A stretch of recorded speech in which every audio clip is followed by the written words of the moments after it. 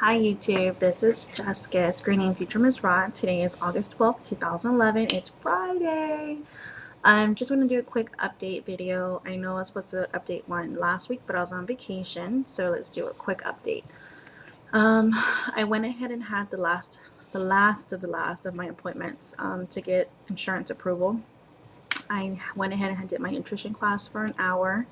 I had my PFT, which was like a breathing test, and I also had a appointment with my surgeon.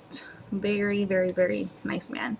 My nutrition class was for an hour, just basically going over, the bite sizes, um, the eating and drinking, the portion control, the no snacking rule, and pretty much just okay with everything. I just have to make sure I cut my meats into like dime size portions as far as servings of it. But other than that, it was really a piece of cake. The only question I had, and I know that's because I was looking at Bandit Wendy's, or I believe Sky Moons, we're talking about eating and drinking at the same time. And I know that a lot of people say, or even surgeons tell you, you can't be eating and drinking at the same time. What awes me is that I've seen people say that they've done it. I know that it's, washes down the calories that you already have, or actually processes the food faster, so it makes, your stomach not feel like your full sensation like you're supposed to feel. But when I asked my nutritionist specialist, his name was Jason, a very, very nice man, sweet man, he had told me that I could drink something 30 seconds after I put the last spoon of my meal in my mouth. So after I put the last spoon, count 30 seconds or count to 30 and then take a sip of, my water or whatever. But then I see other people's videos that are saying that they don't eat, or they don't drink anything until 20-30 minutes after. So I'm curious if that's what your doctors told y'all to do, if that works, what y'all thought worked for y'all, what the case is with that. So that's the only concern I had. But other than that, good. After the let man, they don't want me to be snacking whatsoever, unless it becomes a big problem of me being constantly hungry once I put in the workout routines and stuff like that. So that's something that we will discuss once that approaches. And that's pretty much how the appointment went. The questions I had as far as like the drinking, the eating, the snacking, it was really basis of we'll deal with them as they come. Let's see. My breathing test went really well. I breathe really good for a fat girl, so that's good to know. But no problems there. I had an appointment with my surgeon. He approved me. I felt like it was something that was going to benefit me, and he is requesting I get an EPD done. That's where they stick the camera thing in your throat to see what's going on inside, and just some, so he knows what the inside looks like before he starts working on it in case if there's any complications. But I have that done on the 16th, and let's see what else. I did have my psych test as well. Let me tell you, it was crazy.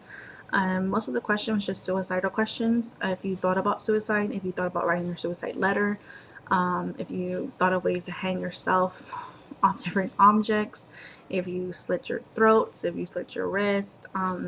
It was just a questionnaire about, I want to say, about over 350 questions about different scenarios. If you thought about, if you have alcohol problems, anything to that case. So hopefully I passed that. I should know the next couple of days. As far as what we've talked about during that session, shouldn't see why I wouldn't be able to be approved. So I know the nurse is trying to work on that ASAP. We are trying to, or our goal is to have surgery on either August 24th or the 29th. So towards the end of the month is my goal, just because I don't want to go through the holiday and whatnot. So hopefully, keep my fingers crossed that we can get that goal in. So as soon as I know anything, I will let you know. But I will post pictures of my vacation. Had a good time. And let's see. I know last week we were talking about how water intake and exercising was a big biggie of mine. It still is going to be this week. I've gained 7 pounds from being back on vacation, so I'm hoping to lose those 7 pounds, at least before surgery or before the 2 week pre-op diet, just because I want to be back to where I originally was at when I got weighed in for the consultation. So I'll let you know. I haven't been really working out. I'm going to try doing that tomorrow and the rest of next week. So you may be seeing me blogging a little bit more next week. It's just so I can keep track of what I'm doing, how I'm feeling, goals, and so forth. So still working on that, still working on the waters. And I have got plenty of ideas and emails of people trying to, incorporate water into their diets as well. But I'm trying to think what else. Yeah, so maybe you can tell me about, how you handle your drinking as far as, your water intake when you're eating or after eating, how long you wait, what your doctors told you, all that good stuff. So hopefully I can go ahead and get a surgery date. I am not excited to start my 2 week pre-op diet, though we have gone over it. And I know I have to incorporate protein shakes at least 5 times a day, so that's going to be a little challenging. But my doctor, they want you strictly to stay on the liquid diet, especially with the protein. But he was saying that if you felt the urge to, that he would allow to have half of chicken breast that you can have and eat, but they rarely want you to do that. So try not to do that so much. I think that's pretty much it. Just wanted to update everybody that I did make my appointments. Now it's just playing the waiting game on when the approval, how everything gets processed, the approval, and then my surgery date. So, but all right, just wanted to update you. I'll see you later. Have a good week.